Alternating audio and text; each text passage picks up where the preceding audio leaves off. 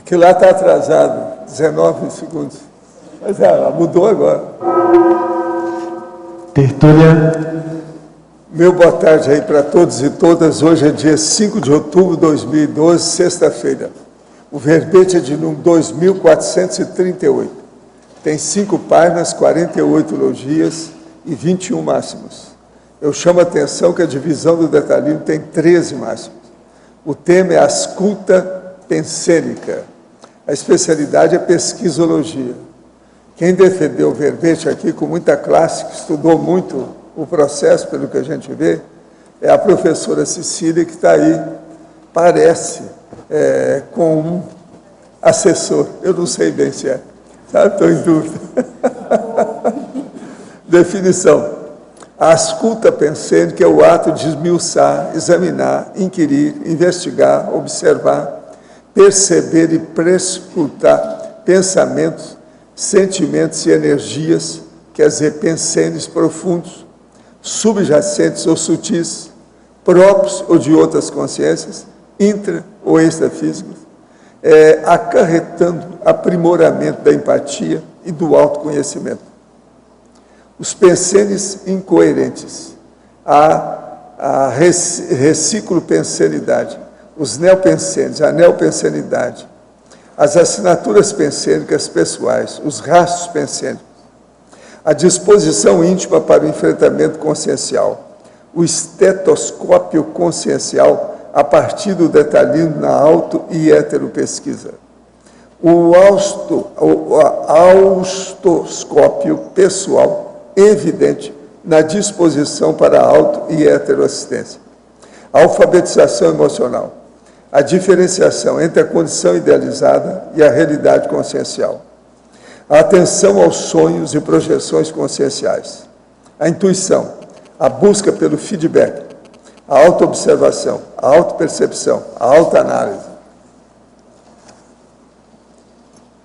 a prontidão parapsíquica para as auto- e heteropercepções, o paradiagnóstico, a heteroausculta, qualificando os procedimentos paracirúrgicos, a progesterapia, a projeção consciente como elemento de amplificação da lucidez quanto à realidade consciencial, o acesso à central extrafísica da verdade, a assimilação profunda do arco voltaico crânio-chacral, e por aí vai, tem muito mais coisa aí. Agora, nós temos na argumentologia o tópico sobre a autopesquisologia, com 6 etapas sequenciais para o desenvolvimento da autoausculta pensênica. Na remissologia dos 15 verbetes, nós destacamos 5. Amplificador da consciencialidade, autolucidez consciencial, holopensenograma, interação evolutiva e maturidade holopensênica. Frase enfática. A frase enfática está perfeita. A asculta pensênica é alicerce da hominopesquisa, pilar da auto- e heterocompreensão, do aqui e agora evolutivo, constituindo base inspiradora e reveladora de oportunidades assistenciais. Você enfrenta a realidade da ausculta pensênica, quer de fato ampliar o autoconhecimento, a empatia e a interassistencialidade? Agora, nós temos aí a mega análise com João Paulo, são 20 itens. Análise, sondagem, rapport, investigação, autoobservação, autocognição, autopensenograma, autoconhecimento, autoenfrentamento, acoplamento, esquadrinhamento, empatia, telepatia, sintonia, convivialidade, interpensenidade, autoexperimentologia, intercompreensiologia, parapercepciologia e pensenologia. Agora, o verbete aí do dicionário hoje é neoperfilologia. O argumento é autocomprometimento-lógico. Eu chamo a atenção aí para a premissa e as conclusões, que tem 2 listagens de dados para esclarecer o assunto. Agora, aqui, questionamento. Encontrei o site de vocês pesquisando na internet.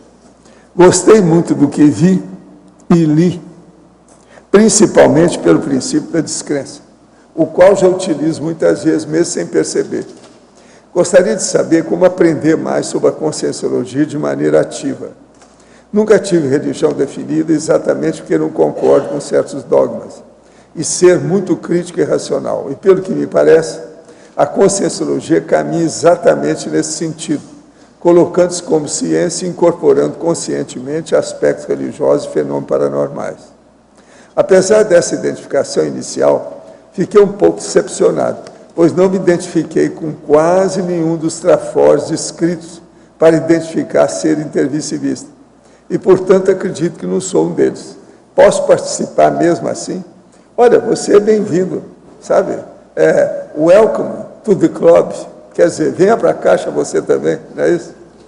Agora, o problema todo é o seguinte, seria bom você começar vendo um livro que chama Nossa Evolução. Olha no site aí que você encontra todos esses livros. Esse aí, para inicial, para iniciante, para principiante, às vezes ajuda a ter uma visão de conjunto. Olha bem como é que é. Agora, tudo indica que você está falando, você é casca grossa. Casca grossa, nós falamos, aquela pessoa que não tem desenvolvimento da energia, e, portanto, da energia consciencial. E, portanto, ela cria problema com o processo de parapsiquismo. Na questão do intermissivista, isso aí, às vezes, pega na pessoa. Agora, ó, você ainda não deve tirar uma conclusão se você não é ou é intermissivista, não. Você tem que estudar mais para saber. E aí você mesmo vai ver com o tempo, independente daquele questionário que a gente apresenta. Vai com calma com isso. Agora, ó, Nossa Evolução. É um livrinho pequeno, você pode começar a ver, que vai te dar alguma ideia. Agora, ó, a verbetógrafa. Na Fatologia, página 14, segunda linha. Como manter tinindo nosso auscultoscópio pessoal evidente na disposição para auto e heteroassistência? Bom, alô? Alô? Bem, a questão da ausculta pensênica, ela passa muito por essa disposição de enfrentar a realidade. Então, para fazer a autoassistência e a heteroassistência de fato, nós temos que estar muito ligados à verdade. Por isso até tem aí a questão da central extrafísica da verdade, que é bastante importante dentro desses vínculos. E para fazer esse movimento, tem que fazer funcionar esse mecanismo interno de se olhar de fato e não de uma forma autoenganosa ou iludida. Isso tem muito a ver, esse verbete, depois talvez eu tenha a oportunidade de aprofundar, mas tem muito a ver com o movimento que eu tenho feito aí nos últimos 3, 4 anos, principalmente, e tem me ajudado bastante. Na Fatologia, página 15, segunda linha. Poderia nos explicar mais sobre a assimilação profunda na gestação somática, desafiando a diferenciação na auto e heteroausculta pensênica? Bem, isso é muito claro, esse desafio, essa dificuldade, porque na gestação somática tem uma série de questões fisiológicas e hormonais que são alteradas. Então, a gente já fica diferente dentro do nosso próprio padrão, já muda esse padrão. Junto com isso, tem a assimilação profunda que acontece com a nova consciência que está para ressomar. E que também tem seus pensamentos, seus sentimentos, suas energias aí constituídos. E o grande desafio aí é fazer essa diferenciação, porque a assimilação ela é muito profunda, e conseguir identificar o que é de fato uma mudança minha, né? Então, pensa bem, eu tenho o meu padrão, aí daqui a pouco todo o meu corpo está diferente, os meus hormônios estão diferentes. Eu tenho toda uma questão amplificada do ponto de vista de sentimentos, de percepções e tudo mais. Junta com isso um padrão de outra consciência completamente assimilado. Então, a diferenciação, ela é um desafio, realmente foi um exercício que eu fiz, de fazer essa diferenciação. E a mãe também. A mãe perde a inteligência durante uns meses. às vezes até mais de ano. Eu não cheguei a perceber esse fato, né? Se perguntar para a turma em torno. Daí se ela talvez caiu outras a pessoas lucidez. possam falar, mas eu não cheguei a Mas perceber. olha, Batatóff cai sim. E tem... Eu pesquisei isso demais. Tem algumas... Nunca vi uma que escapasse. Tem pesquisas recentes em relação à questão da pós-maternidade. Tudo depende da impregnação dos hormônios, sabe, na gravidez. Tem pesquisas que mostram, algumas pesquisas com animais pós a questão da maternidade. Vai até 6 meses. Que mostram assim também o desenvolvimento de uma série de habilidades e de inteligência. A gente nota o seguinte: se a mãe amamenta, permanece mais. Se acaba o leite, aquela coisa toda, ela recupera logo. Então eu já falei, mãe macha, volta a ser homem logo. Mas assim, inclusive falando essa questão aí, eu coloquei especificamente do período de gestação, mas essa assimilação profunda, ela acontece também no período de amamentação. Não, e outra coisa, às vezes, dependendo da consciência que está ali, é bem antes. Sim. Da impregnação. Sim. Quer dizer, na hora que foi encomendado, isso, antes da encomenda. Isso, acontece, é bem interessante porque... Eu já vi isso tudo. Eu tenho registro, inclusive... segui em Uberaba vários casos desses. Nesse movimento dessa autoausculta, né, eu tenho registros já desde antes dessa experiência de gestação, já com as percepções, agora, durante e depois. Há então, uma é muito série de processos de débito kármico nessa história, sim. Débito grupo kármico. Então, aí tem que deslindar cada caso desse. É duro. Mas o que eu reforço nessa questão é o desafio dessa diferenciação. Porque é uma assimilação muito profunda e eu percebo, por exemplo, eu me percebo diferente depois dessa experiência. Então... Não, mas aí é porque fica a coisa... Outra coisa, você continua mãe. Sim. A mãe não é só na gestação que é mãe. Aí é que é o X. O negócio é 20 anos no mínimo. Agora aqui, parafatologia. Página 15, último item. Como realizar a ampliação do potencial parapsíquico interassistencial no nosso dia a dia?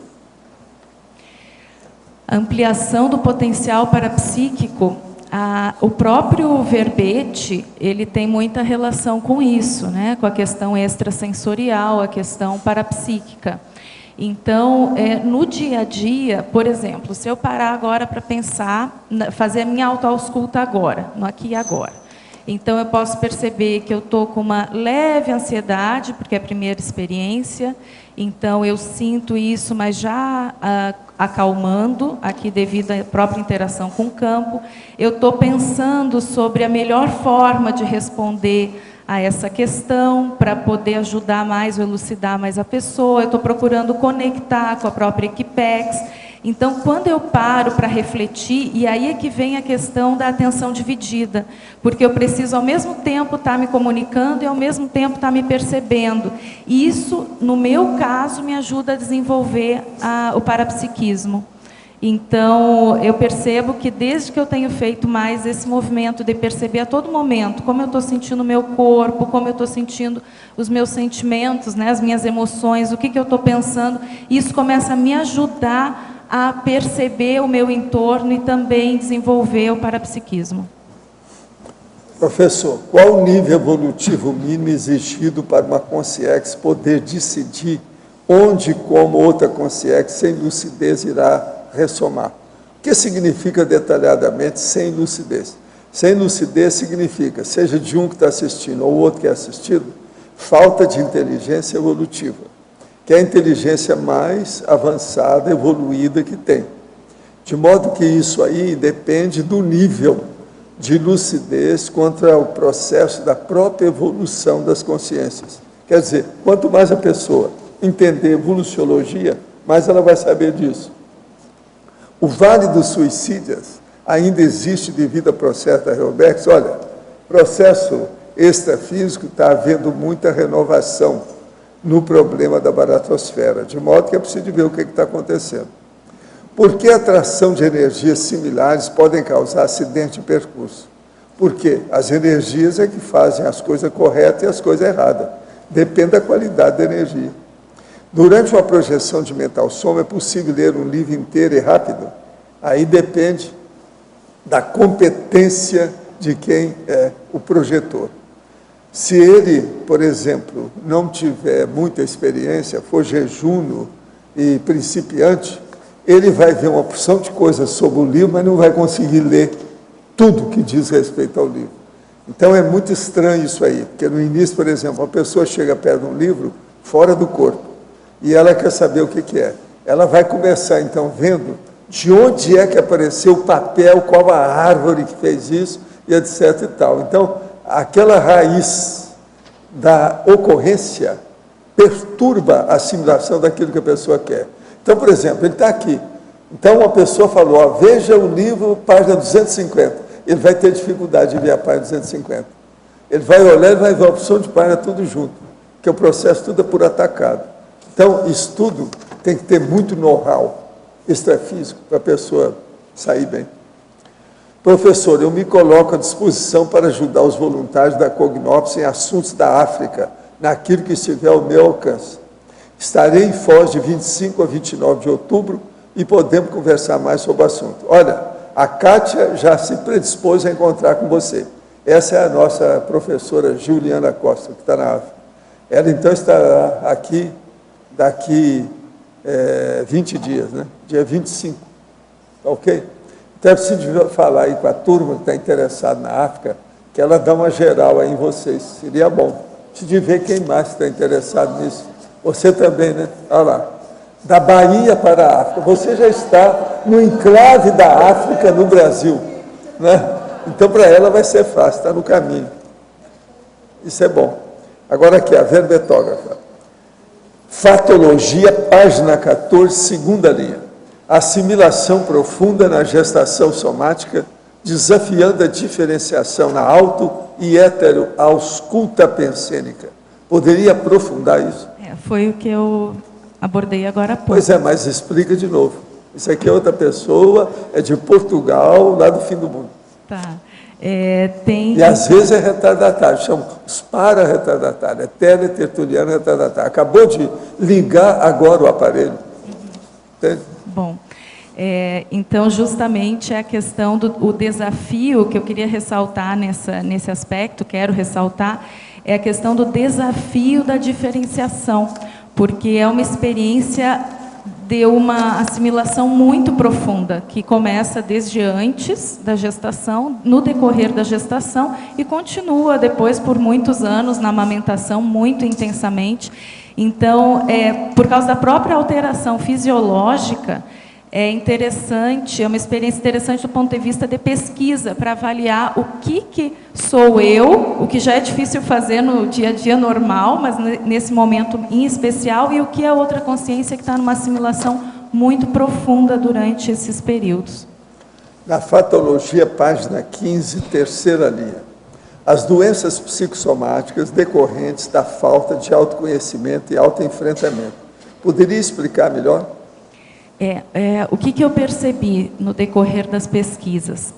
Que nem no meu caso, esse movimento de ausculta, que eu chamei dessa forma por identificar bem com o processo de pegar o que tem de mais profundo, tem a ver com o aprofundamento, que eu fiz primeiramente em relação a mim mesma, para investir no meu autoconhecimento, que eu percebia que eu era muito superficial em relação à minha autopesquisa, e agora eu estou já fazendo um movimento maior de heteroausculta, que é tentar assimilar e aprofundar a questão das outras pessoas e poder ter uma empatia maior, que eu tenho tido até umas experiências bem interessantes.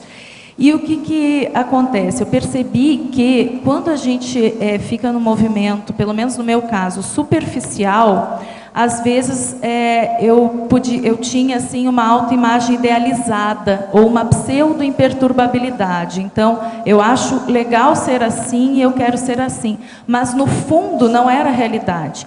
E a minha hipótese é que isso acarreta em doenças psicossomáticas. A pessoa pode gerar alergia, pode gerar dor de cabeça, enxaqueca e uma série de questões por falta de enfrentamento da sua realidade, por querer viver ou querer ser algo que na verdade não é.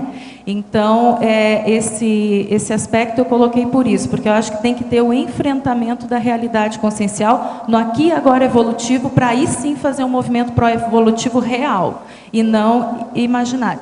Senão fica um desencaixe entre o que a pessoa quer ser e o que ela é de fato. Então, pela minha experiência, isso gera... O corpo, ele vai mostrar. De alguma forma, vai sair a incoerência, ela vai aparecer de algum jeito. E um dos jeitos que o corpo tem de fazer isso é criar doenças. É a minha hipótese.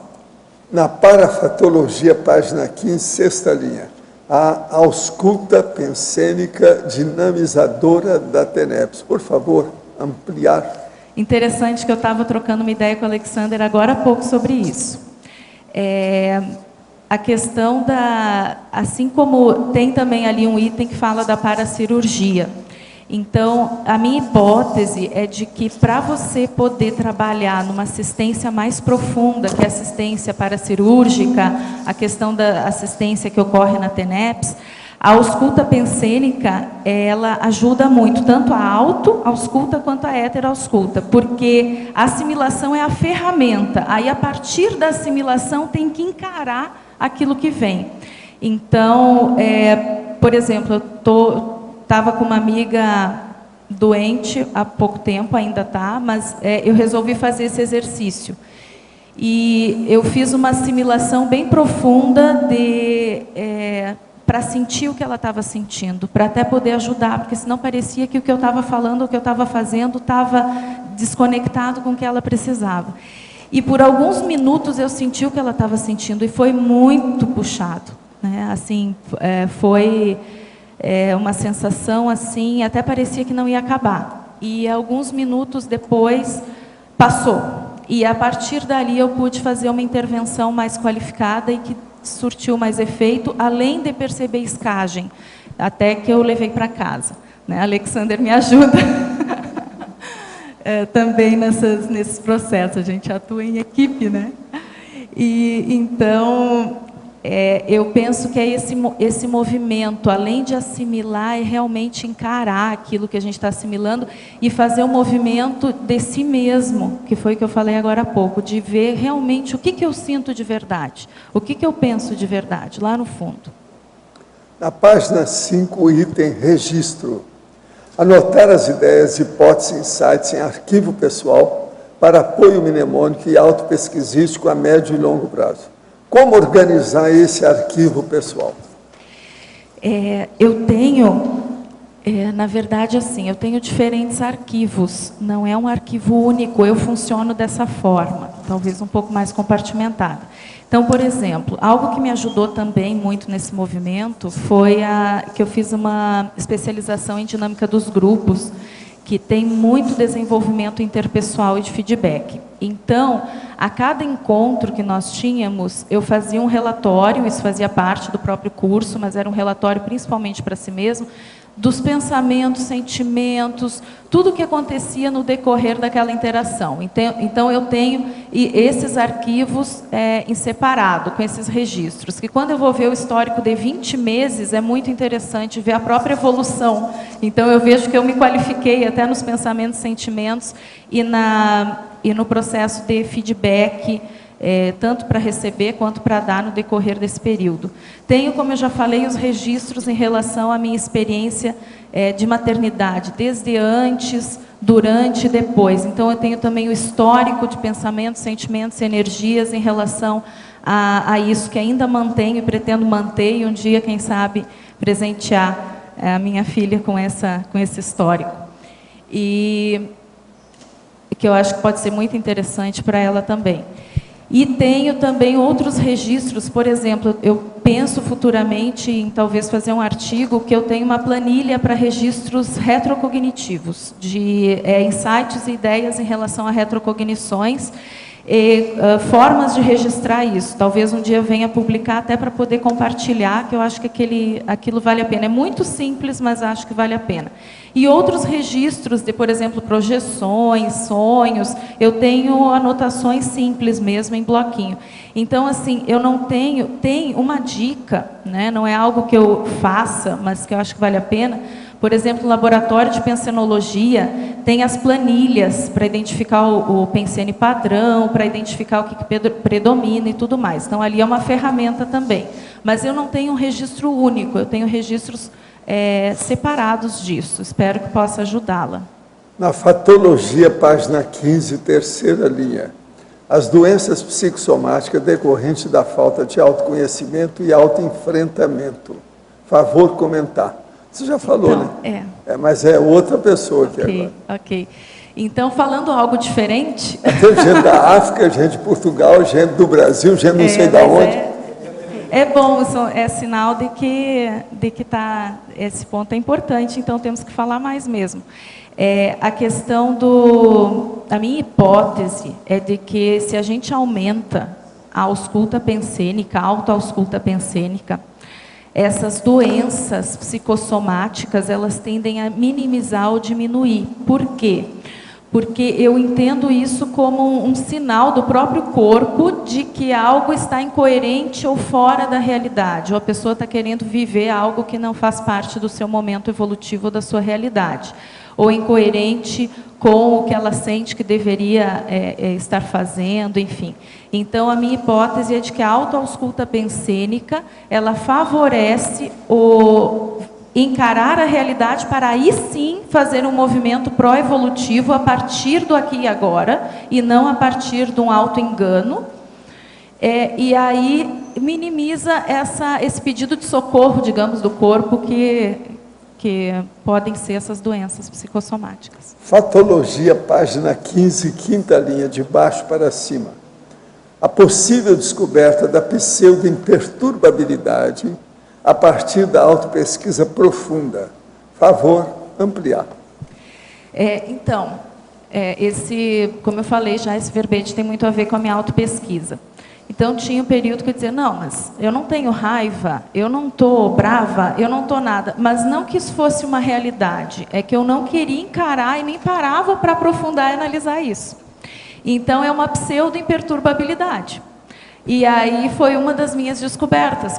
Quando eu comecei a fazer esse movimento de autopesquisa mais profundo, eu comecei a verificar, não, eu sinto isso. Eu tenho que encarar a realidade. E eu comecei a fazer até, porque pela minha educação, pela minha formação, eu não tive estímulo à alfabetização emocional. Né? Então, isso não fez parte. Não me perguntava o que você está sentindo, não tinha isso.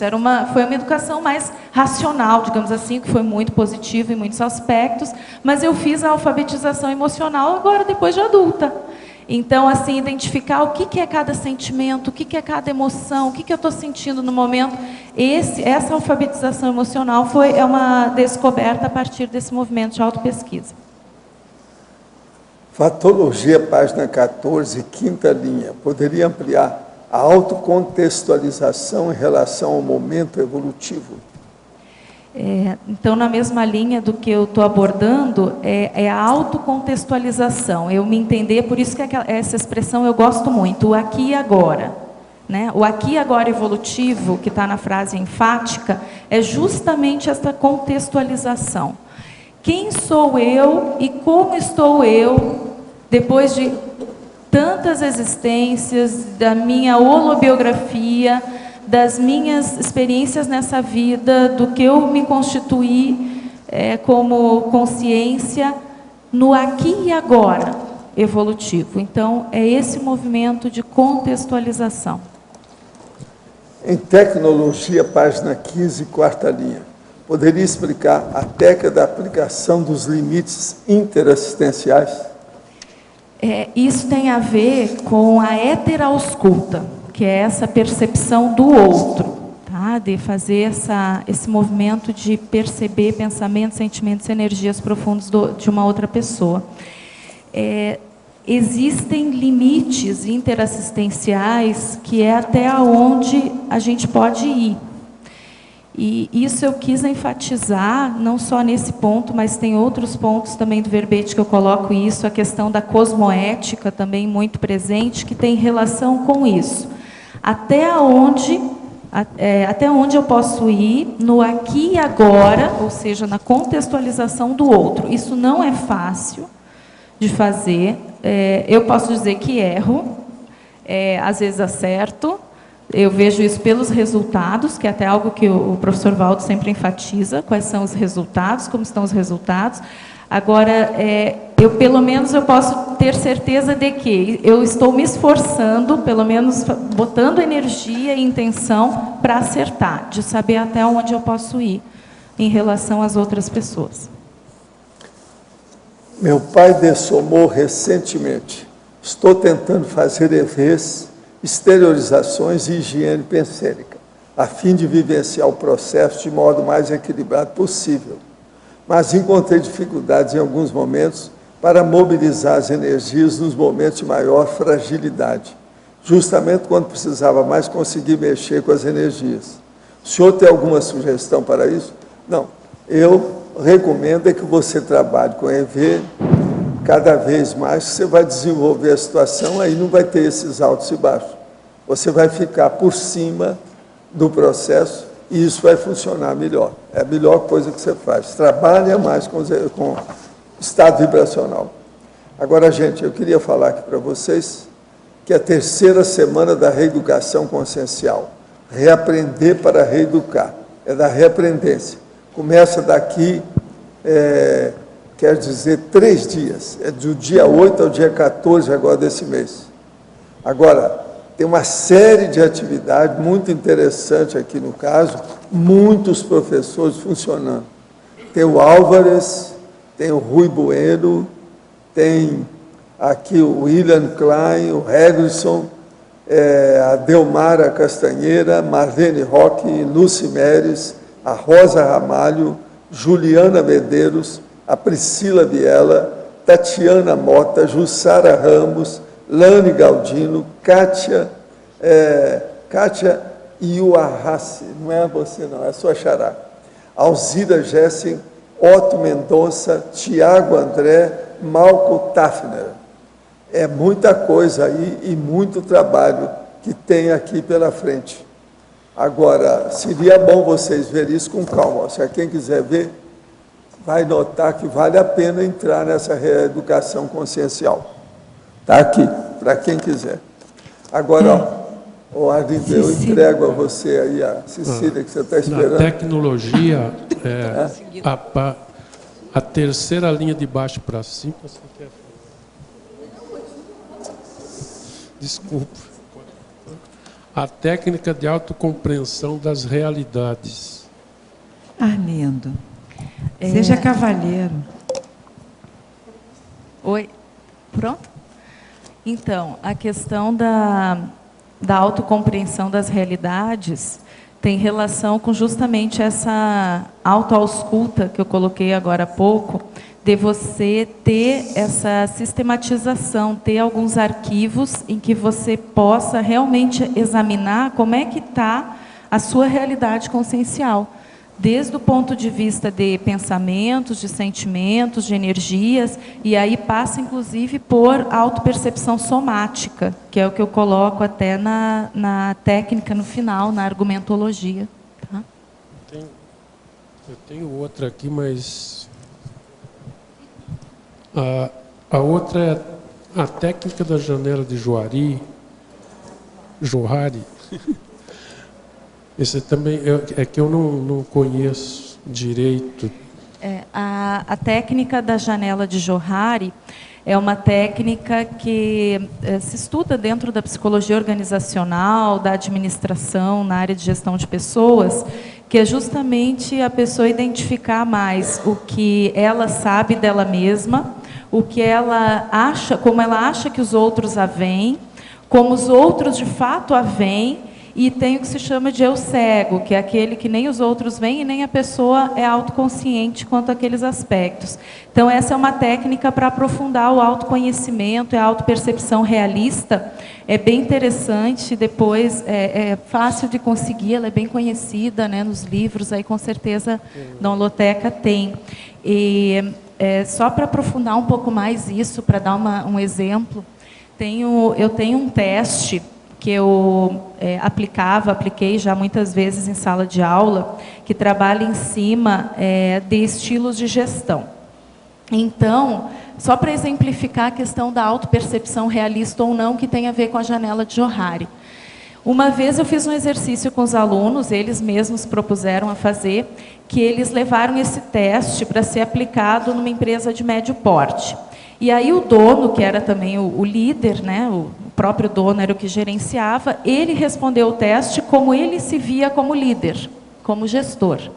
E eles aplicaram o teste para os funcionários, eram cerca de 25, 30 na época, os mais próximos, né, os funcionários mesmo que trabalhavam no dia a dia com ele, e pediram para eles responderem como eles achavam que o líder teria respondido. E os alunos ficaram impressionadíssimos com o que aconteceu, porque o gestor, ele se avaliou como estilo Y, né? Quem conhece administração sabe aí as teorias, né? Então se avaliou como totalmente estilo Y, que é um estilo democrático, muito participativo, etc. E os liderados, assim, quase unanimamente responderam que ele era o estilo X, que é o estilo autocrático, dono da verdade, etc. Então, os alunos chegaram, puxa, professora, o que está acontecendo? Como é que pode? Né? Eu disse, então, isso é justamente, provavelmente, como foi assim tão evidente, não foi uma pessoa ou outra que teve uma opinião diferente, foi geral, provavelmente a autopercepção dele está equivocada. Ele tem uma autoimagem idealizada, ele acha que ele é um líder que ele não é, de fato. Então, isso foi trabalhado com os alunos, até para o aumento da autopercepção. E aí agora, quando eu venho, isso já tem alguns anos, né, quando eu venho escrever esse verbete, isso ficou muito presente para mim, porque justamente esse olhar que eu quero para mim, eu quero me ver de forma realista, né? Então, eu não quero me ver de forma idealizada. E eu acho que é esse movimento que nos ajuda a evoluir de fato.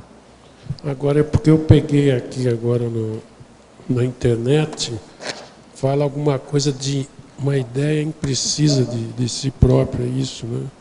A pessoa pode ter... Essa janela de Johari é quando a pessoa tem uma ideia distorcida de si própria. Parece isso, distorcida de si mesmo. Ajuda a identificar e melhorar essa autopercepção, ampliar a autopercepção realista. Justo. Então, ok, obrigado. Sim.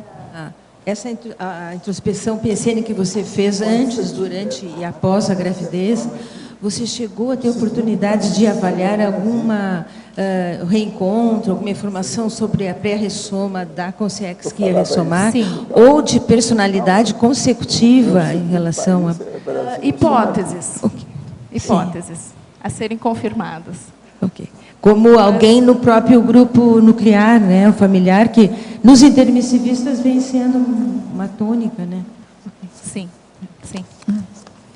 Pode-se dizer que o ectoplasta é uma pessoa que deixa acessórios de ferro, prata e metal sempre escuros e rapidamente desgastados? Isso é próprio do sensitivo ectoplasta? Não tanto. Isso aí eu preciso ir com calma, preciso ver o que é que se passa nisso e examinar mais. Não é bom generalizar, não. A ectoplastia faz uma opção de manifestação, mas é preciso examinar cada caso. Agora aqui, efeitologia, página 16, terceira linha. Poderia relatar os efeitos da ampliação da visão de conjunto, autopesquisa, autoconhecimento, na capacidade de heterocompreensão? A questão da ampliação da visão de conjunto tem justamente a ver na hétero, aí a pessoa está perguntando sobre a hétero, né? É isso? A hétero... Está perguntando heterocompreensão. Heterocompreensão. O que eu percebo, né, pelas minhas pesquisas práticas, digamos assim, que isso tem muito a ver com você, às vezes, também conhecer mais sobre a pessoa. Então, saber um pouco mais, porque eu via assim, que às vezes eu tinha amigas de muitos anos, mas eu sabia pouco sobre elas. Então, saber um pouco mais qual foi a realidade daquela pessoa de ressoma, como é que ela está, quais são as condições de saúde. Então, conversar mais, aprofundar mais as relações. Isso ajuda na visão de conjunto da pessoa no aqui e agora. Eu não tenho uma visão holobiográfica da pessoa, mas pelo menos eu posso ser mais próxima, ajudar mais, interagir mais. Esse é um movimento que eu tenho feito para melhorar e ampliar a qualidade da minha convivialidade. Então, é de aprofundar as relações para conseguir entender mais a realidade do outro e conseguir ter essa visão de conjunto do aqui e agora evolutivo do outro. E penso que isso qualifica, inclusive, a amizade. Em Crescendologia, página 16, terceira linha. Poderia abordar o crescendo ignorância consciencial, holomaturidade consciencial. Na sua opinião, qual é o percentual de consciência que vive na ignorância consciencial nesse período intrafísico atual? Bom, para essa segunda pergunta, eu vou pedir ajuda do professor Valdo. Não, eu confio em você. Eu confio em você. Eu não sei, mas com certeza a gente tem que sair da ignorância. E esse verbete é para ajudar nesse sentido. A minha ideia e a minha pesquisa e a minha experiência prática nesse movimento é para sair da ignorância em relação a mim mesmo, no primeiro momento. Agora, partindo do princípio que a SOCIN, a Sociedade Intrafísica é Patológica, mais de 51% tem ignorância consciencial, né, baseado nos fatos e parafatos. Agora aqui, em Parafatologia, página 15, segunda linha, de baixo para cima, a aura da saúde e a aura da doença. Aqui a pessoa está pedindo para ampliar. Dentro do movimento de auto e também heteroausculta, a gente pode perceber, aí fala, né, a aura, porque é até uma expressão assim bem conhecida. Você diz, a pessoa tem a aura da saúde. Você olha para a pessoa, ela parece que inspira a saúde, não só fisicamente, né, a própria questão do corpo energético e tudo mais. O aura da doença, você percebe, né, às vezes até a pessoa sem energia, a pessoa desgastada, e aí tem também, dá para ver alguns aspectos físicos e outros a gente percebe no próprio campo de energia. Então, é bem interessante de ter essa percepção do que está preponderando em nós mesmos, se é a aura da saúde ou a aura da doença, e nas pessoas com as quais nós convivemos ou que nós queremos ajudar. Agora, na tecnologia, página 15, terceira linha, a técnica da evitação dos falsos conceitos. Tem muita relação com essa questão da janela de Johari também. A técnica de evitação dos falsos autoconceitos é justamente você procurar enxergar o eu cego, né? Que é procurar enxergar ou aprofundar, isso não é de um dia para o outro, isso é um movimento constante, aquilo que está na parte obscura. Vou dar um exemplo prático meu, em relação a prestar atenção em sonhos e projeções. Para mim é algo riquíssimo. Eu compartilho muito com o Alexander isso também. Eu tenho muita rememoração. Então, isso me ajuda porque acontece cada coisa no extrafísico, ou até questão de sonhos que eu tenho, que eu penso, da onde saiu isso? Né? E aí, saiu de mim, né? Óbvio, da onde saiu isso? Então, isso sou eu. Isso tem a ver comigo. Então, é justamente encarar isso. Não, eu sonhei uma coisa não muito legal, então deixa eu esquecer que eu sonhei isso. Faz de conta que eu não sonhei. Não, eu quero encarar o que aconteceu, o que eu sonhei. E isso é muito interessante, porque às vezes o negócio até não é tão ruim. Investigar, interpretar aquilo que acontece, e nesse ponto até quero agradecer que minha dupla ajuda bastante, a gente conversa muito. Então, interpretar aquilo que está se passando e a gente consegue tirar proveito. Então, é esse movimento mesmo de encarar a realidade. Em Sindromologia, página 17, segunda linha, a sindapriorismose inibindo as parapercepções autênticas. Então, quando nós temos preconceitos e apriorismos, a gente tende a já ter uma percepção, às vezes, pré-concebida. Né? Então, quando nós conseguimos nos desprover disso, isso não é fácil, eu não consigo sempre, não é um movimento simples, mas quando a gente consegue baixar os apriorismos e os preconceitos, as autopercepções tendem a ser mais autênticas. Fazer mais um movimento de tábula rasa, e não chegar com preconceito já né, seja com pessoas ou com situações. Isso não é fácil, porque aí a gente tem que discernir o quanto que você precisa usar da informação que você já tem, né, e quanto, ao mesmo tempo, a gente precisa conseguir se desprover daquela informação para perceber o aqui e agora da pessoa naquele momento. Então, é um exercício de discernimento constante, praticamente. Cada vez mais a gente vê que, eu sinto isso, às vezes, nossa, viver tem que estar aplicando discernimento o tempo todo, né? Não pode... mas, enfim, é isso. Cecília, aqui em cima no ar, finalmente, página 15, na tecnologia, na segunda linha. No finalzinho da segunda, a técnica da avaliação, 360 graus.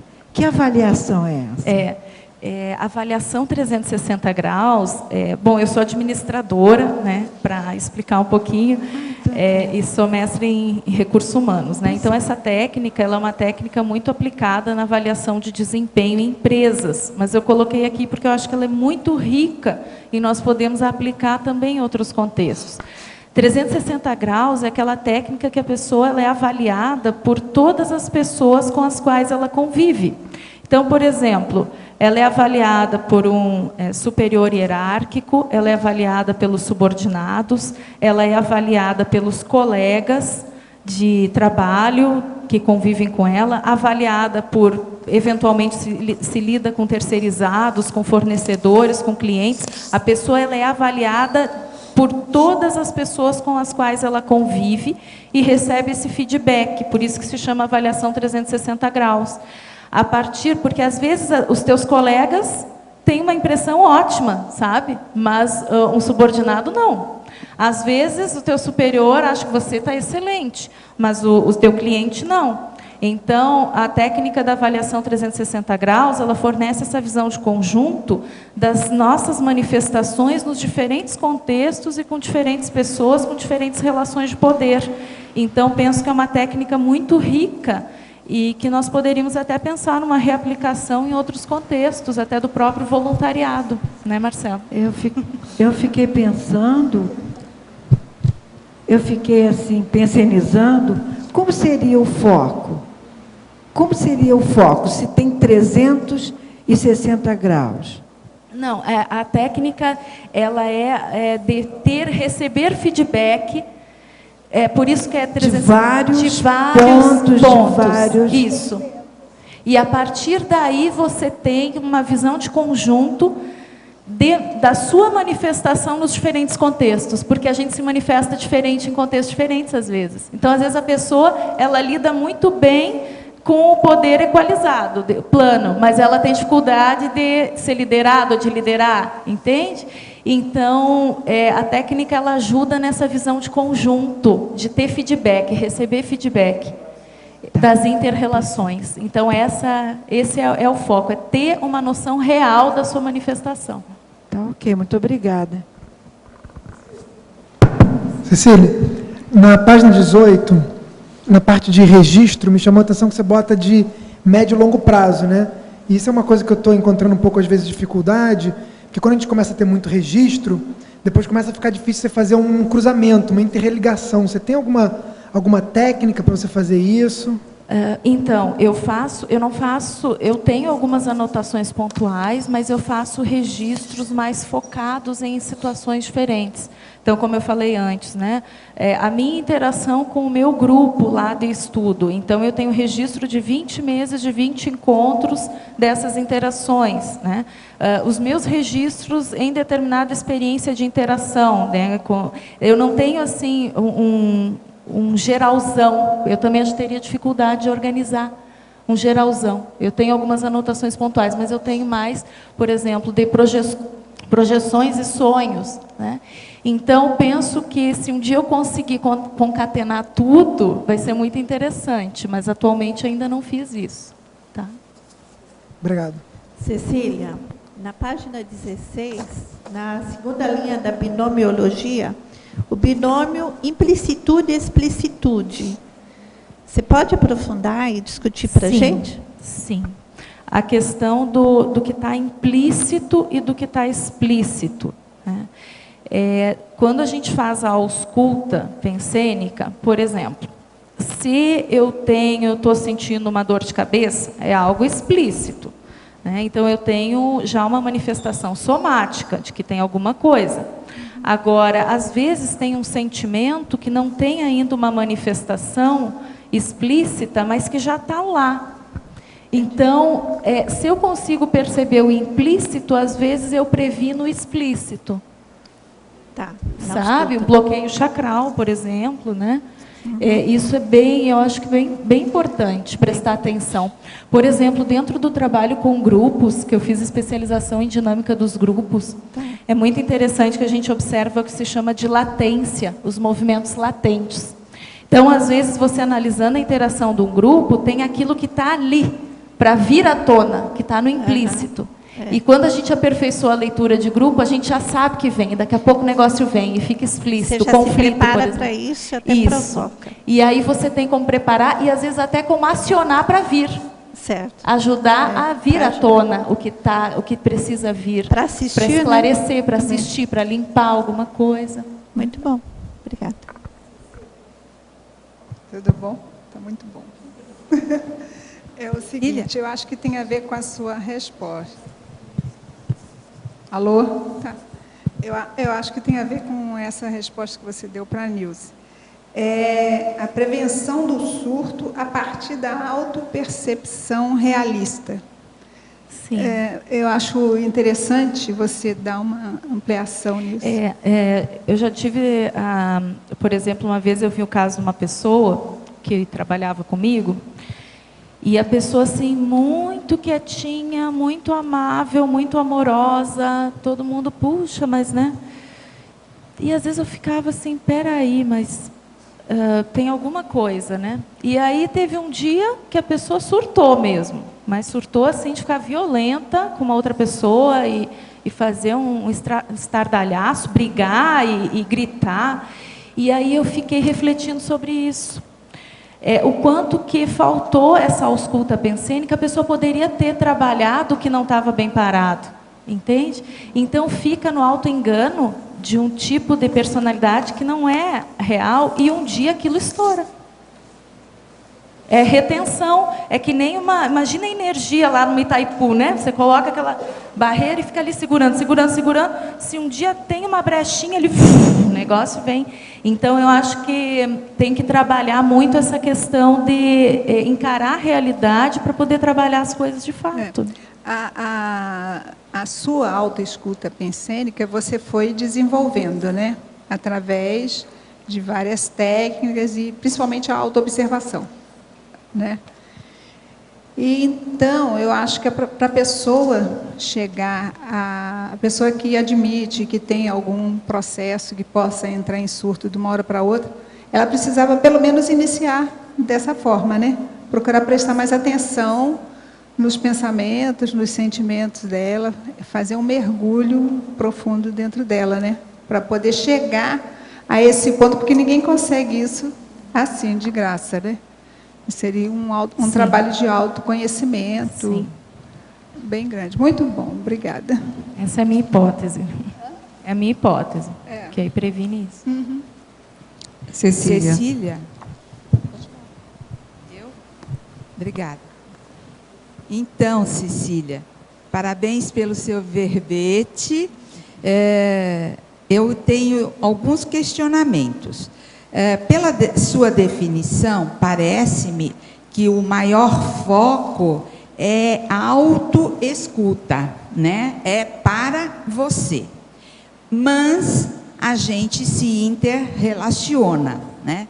E eu tenho muitas vezes observado nas nossas conversas, né, de vizinhas, de amigas, que você, pelo menos para mim, você vai fundo no olho da pessoa com a qual você está falando, né?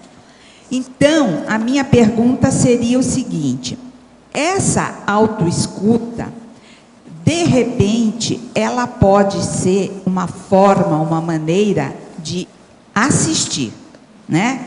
Quando você faz um acolhimento, e aí no nosso dia a dia, ou de vez em quando, eu observo que você está analisando o meu comportamento, a minha fala, alguma coisa, e você acolhe. Como seria essa questão de você poder, através do seu autoconhecimento pensênico, você assistir o outro? Então, talvez a ênfase, Lucy, esteja justamente porque o meu movimento maior é de autoausculta. Mas o verbete, ele aborda esses dois movimentos que estão muito relacionados. Tá. Porque eu penso que a partir do momento que a gente se enfrenta mais na sua realidade, a gente se abre mais também para a realidade do outro. Sim. Em mim, eu percebo assim, que assim funciona, né? Porque não, isso é um exercício, não é algo assim, é um exercício que eu faço.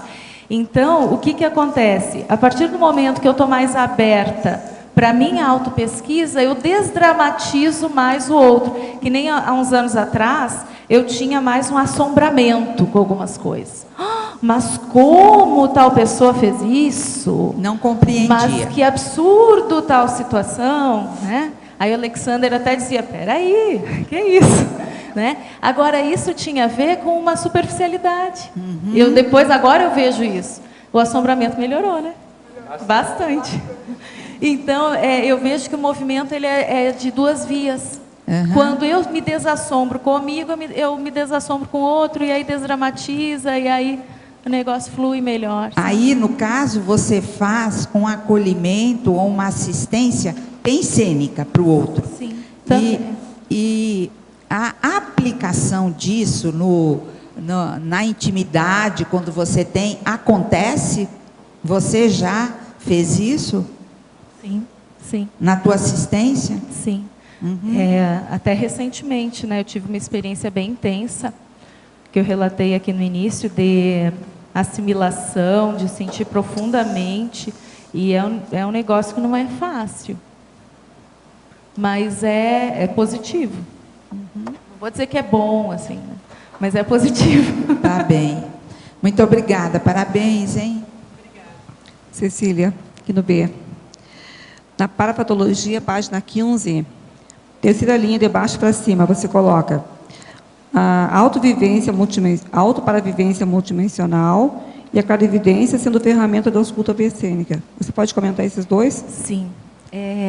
Dentro desse movimento, isso tem a ver com a primeira pergunta que foi feita hoje, a questão do desenvolvimento parapsiquismo. Por isso que eu até coloquei a predominância extrasensorial nesse verbete, porque percebo que tem muita relação com as vivências extrafísicas, com projeções extrafísicas, pela questão de poder olhar mais a realidade, né, que acontece da gente a partir disso, com a clarividência, no sentido de observar as pessoas e procurar observar até o contexto extrafísico, não só o contexto físico, né, olhar além da aparência física.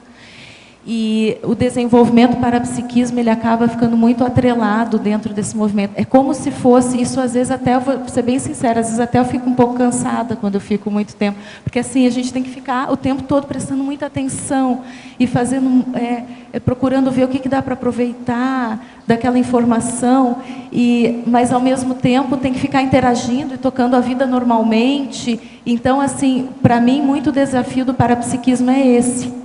É conseguir ter essa atenção dividida. Que eu percebo que algumas pessoas que têm parapsiquismo mais desenvolvido têm muito a atenção dividida. E eu tenho que desenvolver ainda bastante, sabe?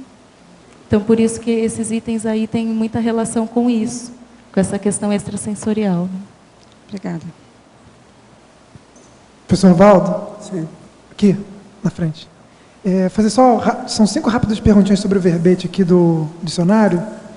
Na primeira página, autodiscernimentologia, você botou que é a geometria da autocrítica. Por que você botou? Por que geometria? Geometria da autocrítica é o processo de você, extensão, a metragem da crítica que você faz. Qual a profundidade? Qual a distância? Qual o tamanho, o limite que você coloca nisso? Isso é que eu chamo de geometria da autocrítica. É o ponto alto da autopercussiência. Entende? Há pessoas que às vezes usam essa expressão, não sou só eu. Não. A segunda pergunta é no item 7, identidade extra. Você colocou lá, está preparado para enfrentar o alter ego real. Por que enfrentar? Por que você utilizou esse termo? É enfrentar porque com a identidade extra, na verdade, é a para-identidade intermissiológica, ou intermissivista. Então, ela esclarece uma opção de coisa das suas raízes, do jeito que você é. E você tem que estar preparado para o que deve vir com isso. E vamos supor que, às vezes, por exemplo, já teve gente que ficou sabendo da minha identidade extra sem eu ter falado, antes de eu falar com qualquer pessoa. Então, você vê, você tem que enfrentar isso aí, essa condição que não é fácil. É o seu passado, como é que fica? Aí a gente não vai só comer unha, não. Vai ser diferente. Eu estou brincando com ele, porque ele estava assim, tirando um negócio aí. Aí eu falei, negócio é esse? A terceira pergunta já é na página 2, cosmoeticologia. Você botou aí, né? Em prol da falácia de manutenção do encorajamento dos carentes. Podia aprofundar um pouco? Onde é que está isso aí? Tá no 3, cosmoeticologia. Segunda linha. Sim. Cosmoeticologia. A autorrenúncia à condição de promover ações anticosmoéticas tradicionais em prol da falácia de manutenção do encorajamento dos carentes. O trinômio bondade, lealdade, honestidade estrutura a vivência da cosmoética e compõe o Código Pessoal de Cosmoética, que é o CPC evoluído. Perante a evoluciologia, as desculpas não funcionam. Então, você veja bem, há gente, por exemplo, que gosta de promover ações anticosmoéticas tradicionais, com a falácia do encorajamento dos carentes. Entende? Tem gente que às vezes não gosta de ajudar os outros. Fala assim, não, eu preciso mais do que eles, o que é que eu vou ajudar? Quer dizer, há muita falácia nisso. Hoje em dia nós estamos vivendo a época da fartura. Às vezes o problema não é só de fome, ou de um processo material, ou um problema de dinheiro. É mais de carinho, compreensão, entendimento. Favorecer a pessoa com a força, a própria presença da pessoa pode ajudar. A força presencial. Isso tudo, às vezes, vale muito mais do que dinheiro. Então, há pessoas que não veem isso. Está entendendo? Elas ainda não têm critério, não têm autoconsciência dessa realidade. Agora, é uma pena, né? Aí isso é o perfil. Nós estamos estudando aqui, são os perfis das pessoas, existe mesmo isso. O negócio é sério. Obrigado. A quarta é, no item 6 aí, somatologia, você menciona ali a aposentadoria justa, né? A renúncia à condição de aposentadoria justa. O que seria aposentadoria justa? Aposentadoria justa é aquela que é justa. Por exemplo, existe muita aposentadoria que eles arranjam aí, para arranjar seguros e outras coisas mais, tudo em torno da situação. Nem sempre tem coisa justa. Você está entendendo? Então, em matéria de mesmo funcionalismo, tem a opção disso. Tem pessoas que têm cabide de emprego nesse setor. Tudo isso a gente tem que olhar, né? O que é justo, o que não é, como é que é, de que modo, para ver como é que é. Agora, vale a pena a pessoa ver isso aqui, eu estou chamando a atenção na quarta idade física. Eu, por exemplo, esse ano estou entrando na quarta idade física, 80 anos. Entende? Agora, eu vejo que é o seguinte, essa idade é uma das melhores mesmo da vida humana. É quando você tem mais lucidez, já tem tudo assentado, já conhece a maioria das coisas, já não há tanta novidade, nem surpresa desagradável, tudo você já viu. É o máximo. É muito melhor do que a fase da juventude. Para mim, no meu caso. Como é que eu posso mostrar para uma pessoa que também está entrando mais ou menos nisso aí, mas está vendo o oposto de você? Como é que alguém poderia ajudar a pessoa a enxergar Aí você dessa tem forma? que olhar, porque nessa idade é muito difícil a pessoa mudar de uma hora para outra, porque o temperamento está muito cristalizado, muito engessado. Agora, tem que olhar e mostrar através de exemplos, fatos. Se a pessoa tem um pouco de lucidez, ela vai reconhecer o processo de fato, do fato da, vamos dizer, a lógica, entende? O processo daquilo ser mais ou menos, entende, maduro, a ponderação que você vai fazer, reconhecer aquilo com lógica. Então, às vezes, dá. Tem que insistir. Mas agora, é muito difícil. Uma pessoa, quando chega nessa idade, é muito difícil de mudar. Entende? É muito mais difícil que quando mais jovem. Bom, a última aqui, então, é na última parte, aí no adendo, né? Holopensenologia, na última parte, você botou aí que os emissários, né? Um falou, se pudesse, permaneceria aqui com vocês. Pois é, isso aqui, para mim, foi uma coisa absurda, né? Eu nunca esperava isso. Pelo seguinte, essa consciência é de alta, essa consciência é de alto nível. Agora, ela falar uma coisa dessa mostra que a nossa condição aqui está muito boa, a gente tem que dar valor para isso. Eu falei isso até na minha tertúlia, estive explicando aí para a turma. Isso foi na hora de se despedir. E outra coisa, senti toda a energia dele aqui, tinha sinceridade. E você sabe, numa consciência desse nível, é tudo correto. A gente, é irresistível, você tem que entender o que a pessoa está falando. Ela está falando o real, aquilo é o que ela sente. Agora veja, uma pessoa num nível desse, ela sentir bem para falar de algum local físico, isso é demais, né? E geralmente ninguém quer saber de nada por aqui. Agora, ela viu porque está vendo o andamento do trabalho. É isso que ela quis dizer. O holopensene nosso está muito fecundante. Você está entendendo? Há locais que você vai que a atmosfera esteriliza você. Esterilizar, que eu estou falando, fica estéril. Não é que limpou tudo, não. É que anula a pessoa. Aqui não. Aqui levanta o ânimo. Entende? Da pessoa que quer mudar, aquela que quer reciclagem, aquela que tem lucidez. Então, isso aí, para mim, pesou muito na balança. Eu achei que foi o maior beladão que nós já recebemos aqui. Não sou só eu, não, é o ambiente nosso. É a tertúlia, é o CAEC, a Cognópolis, o discernimento, a holoteca, o holociclo, os cursos, as 20 Cs. É isso que ele quis dizer aqui. Se pudesse, permaneceria aqui com vocês. Ele falou bem isso mesmo. Agora, ó, é alto nível essa personalidade, não é de julgar fora, não. É gente do primeiro escalão lá do transmentor. Então, é turma de evoluciólogo, você está entendendo? Ele deve ser evoluciólogo, pelo jeito que é. Evoluciólogo no primeiro escalão de assistência. Valdo, em algum momento ele vai ter que ressomar, né? Ele deve vir para cá. Vamos dar um jeito nisso aí. Vamos ver para onde ele vem aí. Né? Falar com ele, que ele é muito bem-vindo aqui. Não, o que eu falei para ele foi isso. Olha aqui, por minha parte, você não precisa ir embora, não. Pode ficar por aqui. Tem muito serviço aí. Valdo? Professor Valdo. Aqui no dicionário, na página 35, na primeira, no item 6, tá? Tem um detalhe aqui embutido, tem cosmoética, tem ortopensene, tem discernimentologia, tem lucidologia, está tudo aqui dentro deste item 6? Auto-orto-absolutismo pontual. Sejamos auto-imperdoadores. Tem tudo aí, né? Aí que dá para compreender o que você fala de detalhe dentro Tem do que acabar com o processo da patologia. Aqui é o combate total à patologia da pessoa, aquela feita por ela mesma. Afinal de contas, todas as doenças existem devido ao processo de mau uso das nossas energias. Se não foi hoje, foi ontem. Mas sempre é. Professor Valdo? Sim.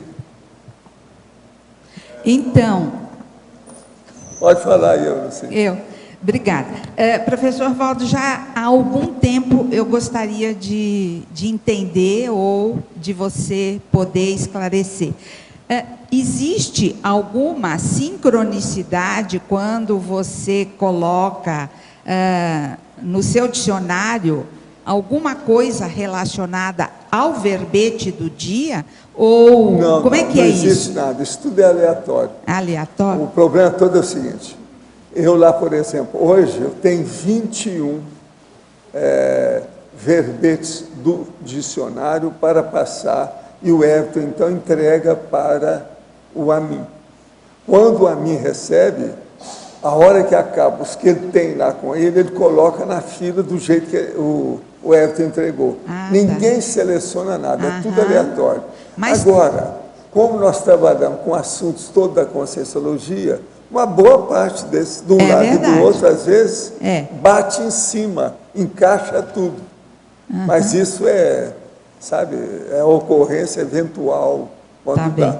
Não tem nada feito de caso pensado. Tá bom, obrigada. Professor, no verbete do dicionário, autorrexologia, o senhor poderia comentar mais aí a respeito, por favor? Deixa eu ver onde é que está aqui. Qual que é que você está falando? Autorreflexologia. Isso. A autorrenúncia à condição da acomodação, mantendo a pretensão mais problemática de alcançar a autorreciclagem mais desafiadora. A res 5 tenepes, a caminho da autofiex. Os atos de reconciliação, arrependimento e retomada de tarefa são sempre possíveis à consciência lúcida. Então, veja, para uma pessoa, para ela enfrentar e começar a ter uma oficina extrafísica de assistência, ela tem que ter melhoria da reconciliação, da pacificação com os outros. Ela já deve ter passado por uma condição de assistência maior.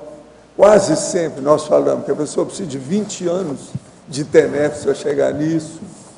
Então, o problema todo é de reciclagem intraconsciencial primeiro, e depois da reciclagem existencial de fora. Então, isso é que nós estamos chamando aqui. Agora, começa tudo a autorrenúncia lá em cima, para depois a gente falar nisso aqui embaixo. Entende? É necessário, então, que a pessoa pense nessa situação, de renunciar, abrir mão das coisas, enfim, ter uma visão de fraternidade maior. Você sabe, uma pessoa, ela pode fazer assistência, mas é necessário ver a qualidade da intenção da pessoa que fez aquela assistência. Isso é que qualifica a estrutura daquela assistência. Isso tudo a gente tem que levar em consideração. Apenas fazer uma coisa aparente, a gente não sabe se é o real. Às vezes a pessoa está visando com aquilo, objetivando, uma segunda meta que nós desconhecemos. Entende? O interesse, às vezes, é secundário, a gente não sabe. Então, isso tudo tem que acabar com o processo da TENEPS. Por isso que na TENEPS a gente fala o seguinte, se a pessoa tem uma TENEPS à noite, então ela repassa tudo que aconteceu durante o dia. Se houve alguma desavença entre ela e alguém, ela então deve colocar energia, ponderar aquilo e melhorar a imagem da pessoa perante a vida dela e no contexto da existência dela. Com isso, a pessoa vai ficar, depois de um certo tempo, em paz com todo mundo. Agora, o que é importante, ela não vai deixar de estudar as coisas, de criticar o que precisar, de falar, fazer até impacto-terapia, mas ela não vai expor as pessoas, não vai? Entende o que quer dizer? É igualzinho eu aqui. Eu, às vezes, faço a impacto-terapia de soco na cara e fratura exposta, mas a pessoa, ninguém fica sabendo quem é. Eu falei. Agora, é aquele negócio que eu falo. A gente fala para alguém e esse alguém sabe quem é. Mas os outros não sabem. Entende? Agora aqui, professor, se muitas consciências femininas utilizam da minha corda vocal Teria algum perigo minha voz se alterar? Sim, temporariamente, enquanto você estiver em transe. Isso não há dúvida, ele é macho. Por isso que ele está perguntando. Professor, tenho 49 anos e sempre consumi muita carne vermelha e cerveja. Há 10 meses, quando comecei a voluntariar na Conscienciologia, perdi naturalmente o apetite pela carne e parei completamente de beber. Mas tenho sonhos em situações em que algumas pessoas me oferecem a bebida. Em algumas vezes eu rejeito, em outras eu consumo. Em relação à carne, não consigo mesmo, me dá náuseas. Gostaria que o senhor aprofundasse um pouco esse assunto, considerando essa relação com o voluntariado na Conscienciologia e a bebida. Ora, não dá pé. Agora, o que está acontecendo é o seguinte, são os seus companheiros de cachaça que estão mexendo com você fora do corpo. A pessoa custa ficar livre disso. Se de ver, são 10 meses que você começou a voluntariar, é muito pouco tempo. Às vezes, esses assediadores ficam aí 2 anos em cima da pessoa. Agora, o que você deve fazer? Estado vibracional, exteriorizar a energia e fazer o arco voltaico em tudo. E outra coisa, limpar o ambiente da sua alcova. Isso é que é o mais sério. Você tem que lembrar o seguinte, quem bebe, o alcoólatra, nunca está sozinho. Sempre ele é um caneco vivo, os outros ficam bebendo através dele. Então, depois que você deixou, eles não te perdoam, você é uma presa, você é uma vítima. Eles estão pegando o prisioneiro aí do campo de concentração. Isso é normal. Agora, com 10 meses ainda é pouco. Quanto tempo que é que você bebia? Você não falou. 49 anos, deve ter sido no mínimo uns 10 anos, né? Entende? Sei, quando é assim... Agora, veja, sabe quem é? Uma mulher. Isso é muito pior quando é mulher. Eu não ia falar que é mulher, mas já que é uma mulher. Então, veja, primeira coisa sua é exteriorizar a energia, mexer no estado vibracional e ficar longe. Outra coisa, você já julgou tudo que diz respeito à cachaça e bebida alcoólica como bagulho energético na sua casa? Por acaso você tem algum barzinho escondido em casa? Você tem cinzeiro na sua casa? Olha bem, faça igual o CEEC. Aqui nós não temos, evitamos. Degrau só tem aqueles que não tem jeito, igual aqui, por exemplo, esse degrau dessa escada. Mas olha os corrimões que tem. Mas degraus, quinas, bar, botequim, aquele processo de guardar a bebida, que é a adega, tudo a gente evita ao máximo. E cinzeiro também, vocês nunca viram ninguém com cinzeiro aqui. Outra coisa, nós evitamos até incenso, que incenso dá câncer. De modo que faça a mesma coisa na sua casa, o mais depressa possível. Ela mora em Brasília. Professor, a levitação estaria ligada ao processo da ectoplasmia para anulação da gravidade? Sim. Mas, olha, é muito difícil a levitação, não é fácil, não. É muita conversa que tem em cima disso. A verbetórica. Tecnologia, página 15. Das diversas técnicas apresentadas, quais foram as mais importantes para você? Quais as que fazem a asepsia consciencial profunda para alcançar a limpeza de pato pensenes? Bom, das técnicas apresentadas, uma das mais importantes para mim, acho que foi a questão do feedback, a técnica do feedback. Então, assim, nesse curso que eu tive a oportunidade de fazer, nós éramos 21 pessoas. E durante 20 meses nós tínhamos encontros de sexta a 1h30 da tarde e até a noite, sábado, o dia todo. E nós tínhamos muito feedback de como eu impactava nos outros, como os outros impactavam em mim, feedback em todos os sentidos, de impressões até feedbacks mais profundos com base em fatos. Então, acho que essa é uma técnica que me ajudou muito nesse movimento, tanto da minha percepção quanto de aprofundar a percepção das outras pessoas dentro disso aí. A janela de Johari também é uma técnica que eu ressalto. A questão da técnica do sobrepairamento analítico, é até aquela analogia que se faz da janela, né? Como se a gente parasse na janela, se fala muito isso na questão da própria projetabilidade, parasse na janela e observasse o que está acontecendo. Então, isso eu fiz muitas vezes nesses últimos anos, de parar e tentar olhar de fora o que estava acontecendo, para aprofundar dentro desse autoconhecimento. A técnica da aplicação dos limites interassistenciais, que eu já abordei. Acho que essas que eu tenho a destacar. Professor, tem a sensação de ter dois lados diferentes no energossoma. Isso é comum? Não, aí é porque você deve estar em desenvolvimento, então tem o processo da assincronicidade dos processos. Essa bilateralidade, geralmente, é quando a pessoa está ainda em desenvolvimento das energias. Se você pensar que a consciência é uma só, esse negócio de ter dois olhos, dois ouvidos, duas mãos, dois pés, isso é processo periférico. A consciência é uma só. Então, quando ela manifesta, aquilo vem por atacado. Não precisa dividir. Agora, existe o processo de manifestação da esquerda, da direita, a bilateralidade, essas coisas todas tem. Mas isso não é importante, não. Isso é secundário. Valdo, isso pode ter relação com bloqueio? Pode. É porque está desenvolvendo, né? Aquilo que eu falo. Por exemplo, você vai fazer energia assim, aí fica assim, ó. Você puxa daqui, o amparador puxa daqui. Então, o negócio fica... Isso aqui é a sincronia que chama isso.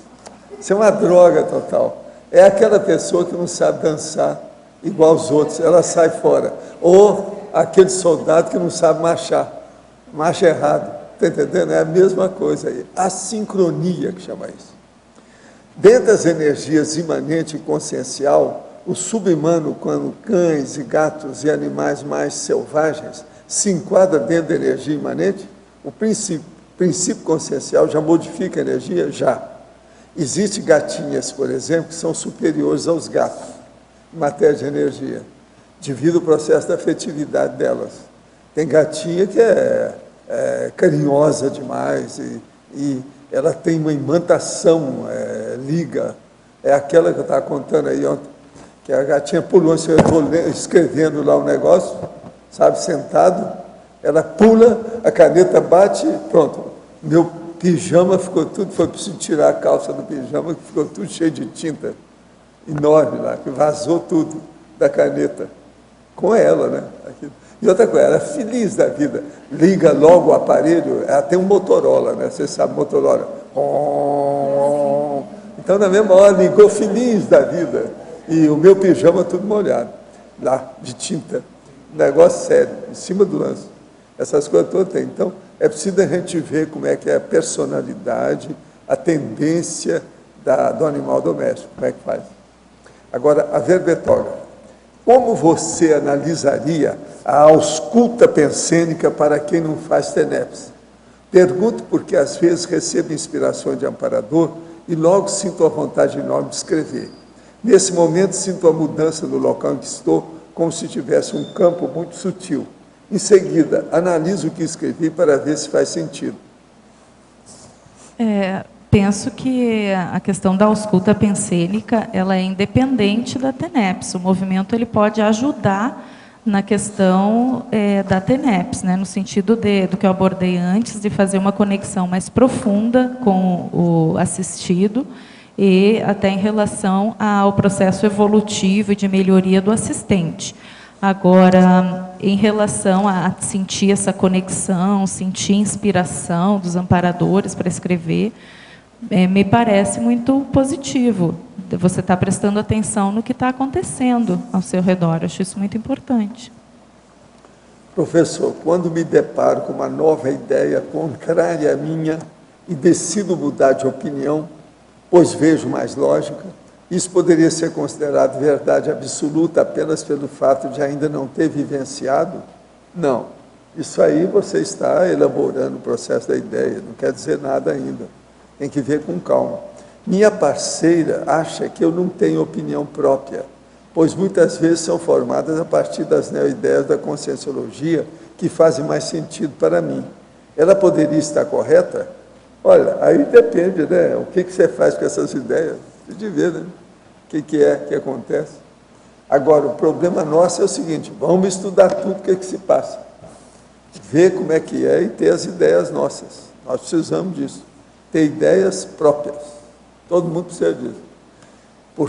Por isso é que tem o princípio da descrenciologia. Não acredite em nada. Nada que eu falo aqui, nada que nós estamos escrevendo. Faça a experiência e vê. Aquilo que você achar que seja correto, você acerta. Aquilo que não for, você manda embora. O problema é esse, pega ou larga. Cada um escolhe aquilo que acha que é o correto.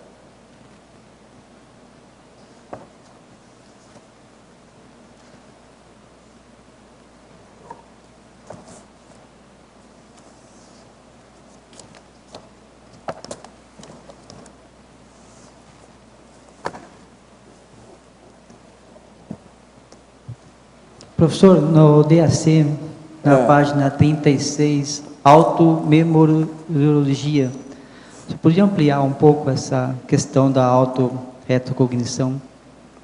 A autorreflexologia? É isso que você está falando? Automemoriologia. Página 36 do DAC. Argumentário.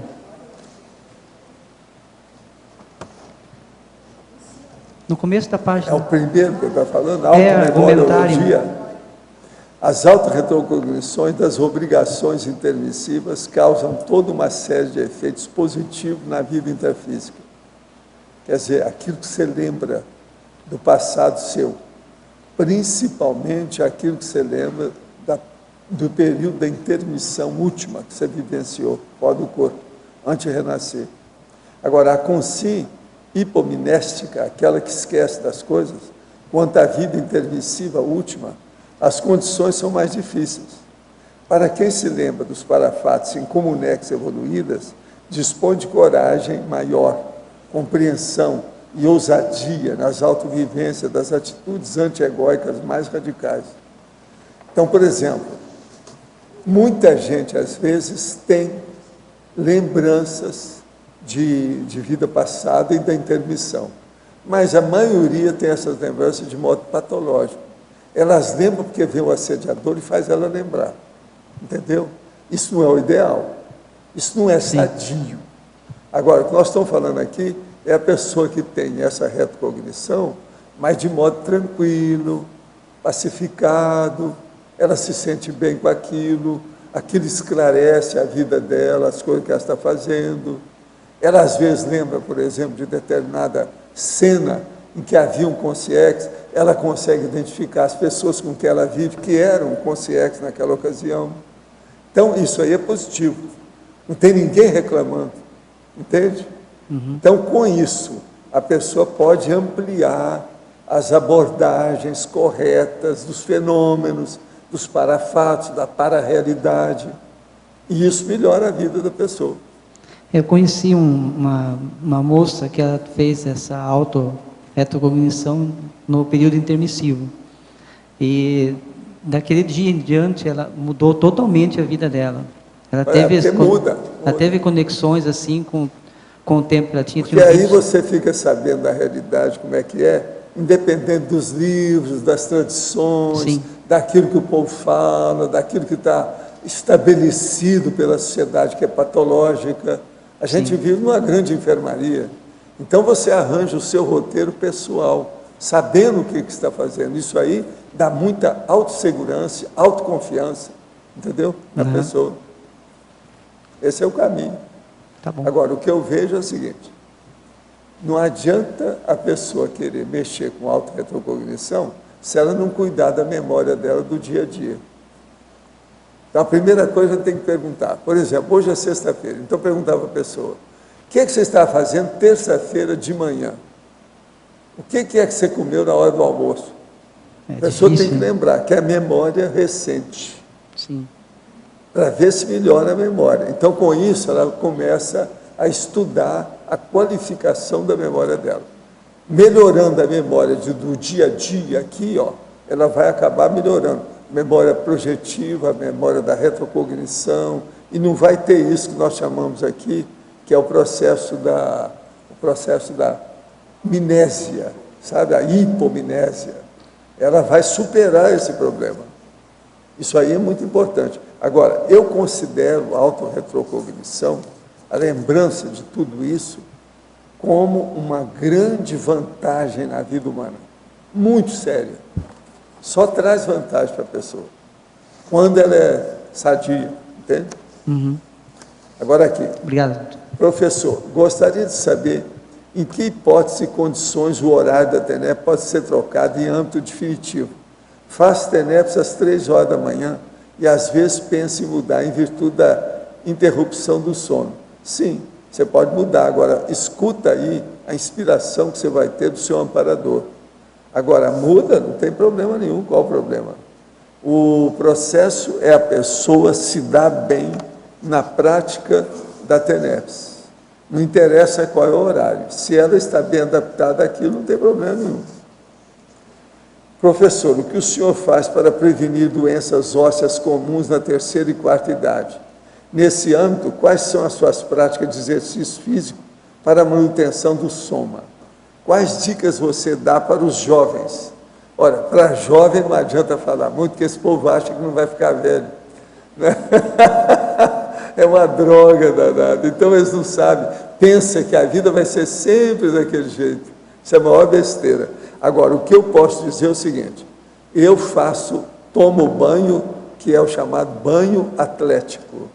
Eu faço massagem no meu próprio corpo quando tomo banho e faço exercício também, tipo ginástica calistênica com braço, perna, essa coisa toda.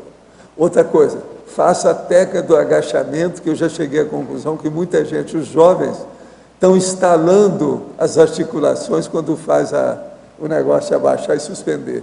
Eu já vi aqui jovens, não é pessoa de idade, não. Então, veja, se ele jovem está instalando, já pensou a sinfonia de estalo que vai ter quando ele chegar aos 70?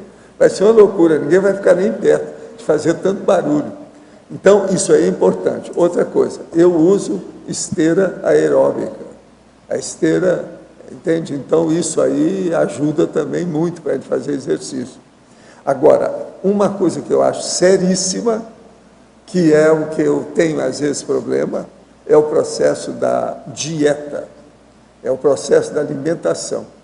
Olha bem a sua alimentação. Agora, ó, eu em matéria de articulação, eu já tenho alguns sinais dos 80 anos. Por exemplo, a articulação aqui, ó, desse meu polegar, tem aqui uma leve protuberância que eu não chamei. Isso aconteceu independente da minha vontade. E aqui também, ó, eu estou com um leve processo muscular aqui, ó. Então tem 2 lugares. Até agora que eu descobri é só isso, com 80 anos. Isso aqui já tem algum tempo. Agora eu tenho notado que nesses últimos tempos, isso aqui aumentou um pouquinho. Ó, está vendo? Não é normal, ó. Devia ser um pouco menor. Então esse negócio, já falei, ó, para que você está aumentando? Não tem motivo. Fica por aí mesmo. Agora, a mesma coisa é aqui. Agora, vocês sabem, isso aqui é tipo gota. Aquele negócio da articulação. Isso mexe com diabetes, com processo de açúcar, de glicose, uma série de condições. Então, com os 80 anos é muito difícil. Agora, outra coisa também é o seguinte, ó, a pessoa olha para mim e fala assim, não, senhor, está ótimo, mas não está nada. Você pega aqui e olha aí, ó, é só ruga por tudo quanto é lado. Está enrugando de um lado do outro. Agora, faz quadriculado. Aqui, ó, é o lugar que a gente tem mais. Você sabe que as costas da mão é o primeiro que aparece. Agora, o meu é impressionante. Agora, eu não estou usando nenhum processo de melhoria disso, não estou passando nada. Se eu passasse, ia melhorar. Se eu também cobrisse as mãos, andasse de luva, ia melhorar logo. Mas agora, o processo é que eu estou ficando transparente. Eu, de vez em quando, estou olhando tudo aí de baixo. Está entendendo como é que é? Agora, e faz parte do serviço. Hein? Pois é semi-consegue. Então, tem uma parte de psicossoma e tem uma parte de soma comigo. Parece que o negócio está ficando assim. Agora, outra coisa. Eu tenho uma disposição impressionante com todas as minhas alterações. Por exemplo, meu processo mais sério que eu tenho é esse cervical. Então, por exemplo, eu atualmente não durmo do lado esquerdo, é só do lado direito, ou senão decúbito dorsal, que é para não criar problema na cabeça, porque senão começa a instalar tudo, entende? Ó, nesse instante não está instalando nada. Mas hoje eu já ouvi estalo, e é daqui mesmo. Então, veja, falta sinóvia. Isso por causa de acidente que eu tive. Agora, o acidente, nessa altura dos acontecimentos, já são 42 anos, né? Era metade da minha vida. Alguma coisa tem que... Aí isso aparece, não tem saída.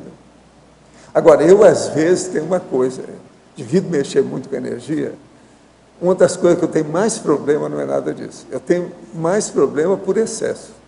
Às vezes me dá vontade de sair, fazer exercício, você está entendendo como é que é? E como é que é? Não, está fora do esquadro, não está dentro da minha rotina, do meu trabalho. Isso está errado, então eu não faço. Mas agora, tudo isso é como se fosse uma euforia orgânica, física, que eu tenho. Às vezes eu tenho, entende? Agora, eu há muito tempo que não nado, eu já cheguei à conclusão, quando tiver aí, que eu já falei isso aqui, quando tiver a piscina aí, no hotel, que a gente pode confiar, a água, aquele negócio todo, eu vou chegar lá de vez em quando para nadar. A natação é muito boa nesse processo. E eu sou bom nisso. Eu sou bom para mergulhar, para boiar, para o diabo a quatro. Sou especialista em mar, piscina. Pois é, isso aí eu acho. Então, o que eu falo é isso. Vê se mexe na água também. Então, é dieta, água, exercício, esteira aeróbica. Outra coisa, evite correr. Correr é uma coisa negativa. A gente tem que caminhar com um passo apressado. É estugar o passo. Isso aí é que é importante, mas correr é coisa negativa. Agora aqui, isso então pode prevenir mais doenças e outras coisas que a pessoa tem. Agora, o meu conselho aí, ou a minha recomendação, não é para jovem não, porque a maioria desses jovens aí a gente precisa de puxar a orelha diferente. Tem tanta coisa atrás que precisa de arrumar. O corpo até que eles não precisam tanto. O negócio é a cuca. O negócio é aqui em cima. Agora, ó, a verbetógrafa. Poderia explicar melhor, na frase enfática, a parte constituindo base inspiradora e reveladora de oportunidades assistenciais? Sim. É muito bom ter tido essa pergunta, porque eu não quis tirar nenhuma dessas duas palavras, que eu trabalhei muito na frase enfática para ela ficar dentro, né, das linhas. E essa pergunta ninguém fez. Teve muita pergunta repetida. Teve uma que foi repetida demais, eu não falei, que você tinha acabado de falar, tem outra. Então. Tá bom. Então, eu queria colocar inspiradora e reveladora, eu queria usar essas duas palavras na frase enfática, porque tem muita relação com a minha experiência em relação à ausculta pensênica. Para mim, a ausculta pensênica, ela, tanto a auto quanto a hétero, inspira a fazer assistência e revela a melhor forma, oportunidade de fazer assistência, para mim e para outras pessoas. Então, eu cheguei a pensar nos ajustes, deixar só inspiradora, não, mas também revela, porque eu enxergo melhor o que tem que ser feito. Eu pensei, vou deixar reveladora, tentando ajustar, né, várias vezes até formar. Não, mas inspira, porque é um sentimento, uma vontade, né, positiva de ajudar. Então, eu consegui encaixar as duas palavras. Então, para mim, isso representa... Ela está perfeita. Representa muito isso, a inspiração e a revelação de oportunidades assistenciais.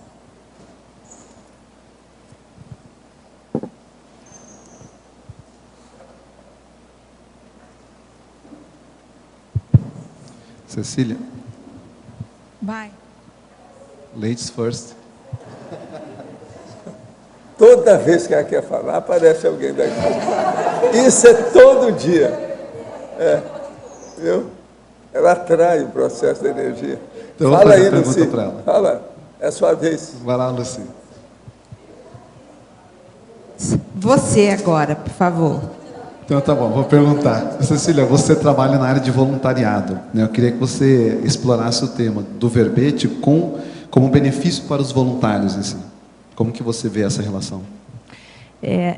Eu penso que o meu verbete, ele tem muito a ver com a desdramatização da realidade consciencial.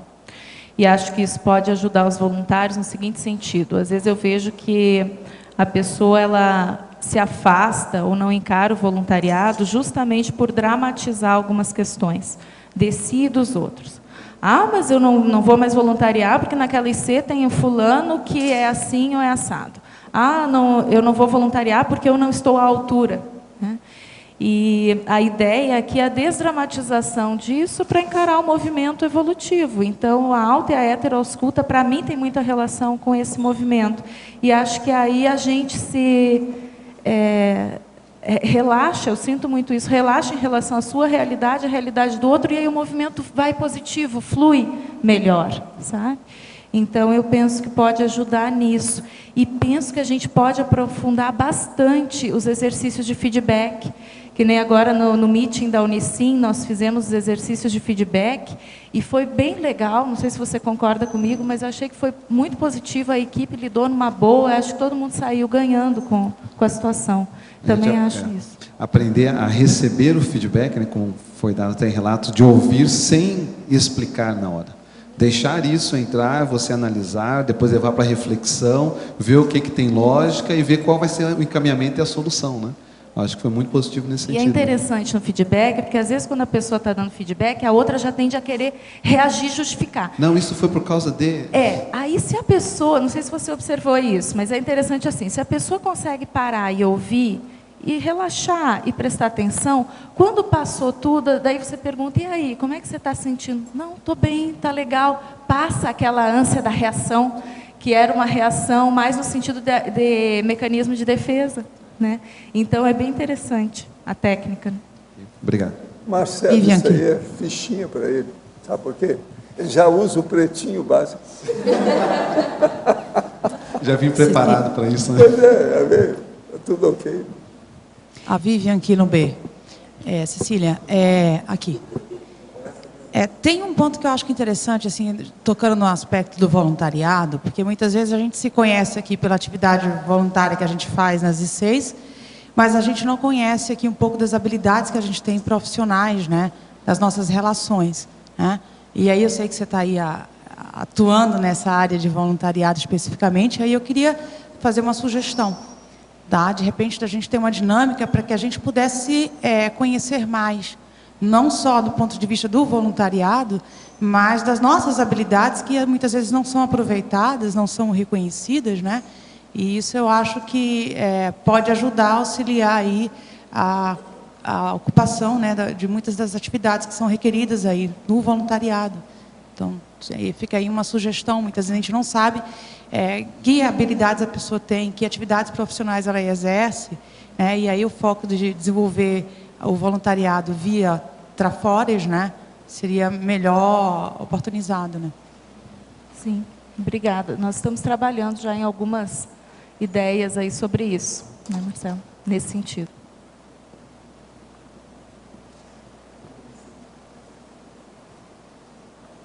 Então, Cecília, existe uma possibilidade de você, se é que você já tem uma técnica, como é que se trabalha em cima da questão não pensar mal do outro ou de ninguém?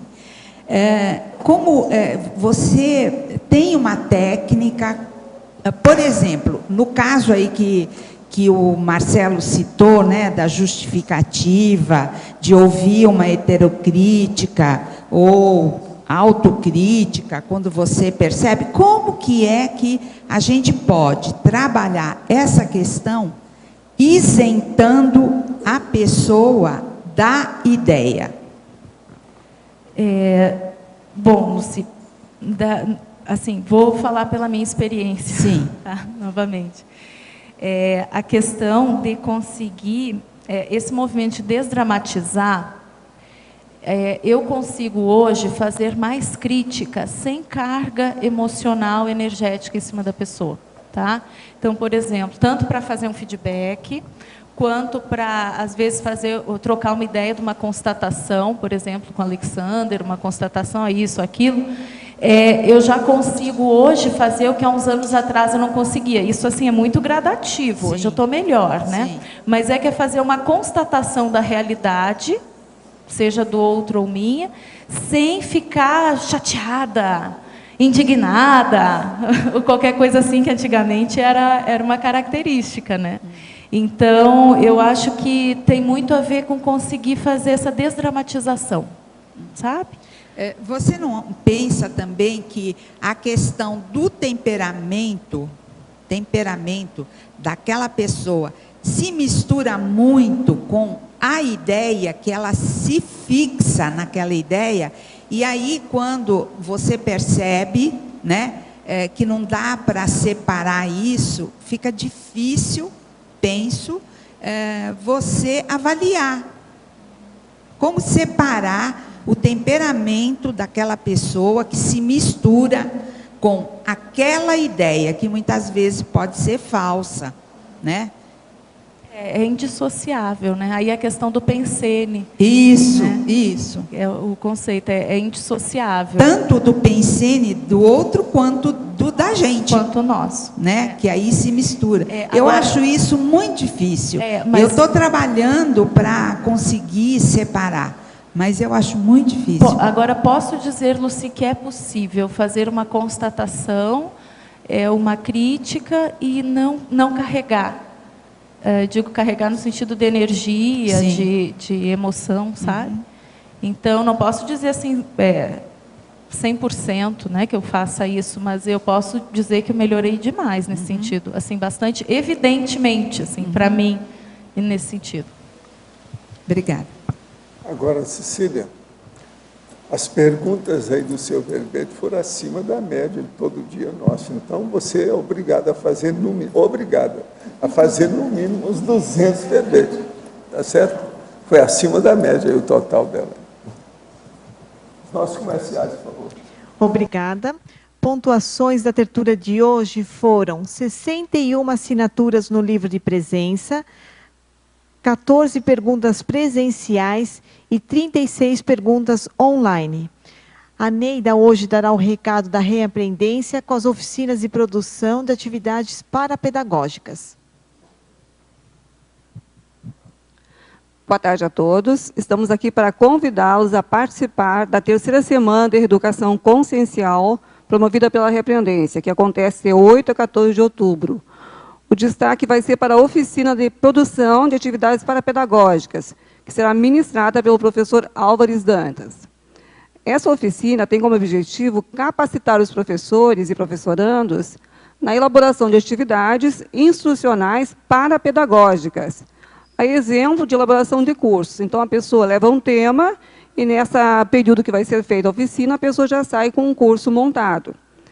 A data de realização da oficina é de 8 a 11 de outubro, então, segunda, terça, quarta e quinta, na parte da tarde, das 15 às 18 horas, um total de 12 horas. O local será na sala de aula da Reaprendência, no pavilhão compartilhado do CAEC. E o preço promocional é de R$ 70. As inscrições devem ser feitas na recepção do CAEC. Maiores informações pelo telefone 45 3525 2652. Participem, estão todos convidados. E o verbete de amanhã será Síndrome da Ribalta, de especialidade de parapatologia, com a autora, a professora Anália Maia. Uma boa tarde a todos e obrigada.